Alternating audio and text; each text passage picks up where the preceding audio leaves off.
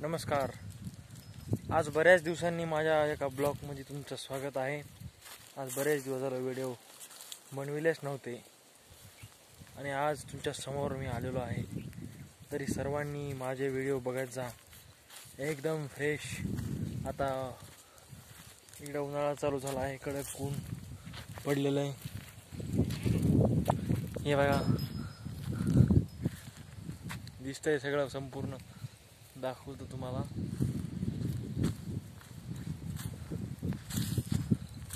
आपल्या इकडलं हे आहे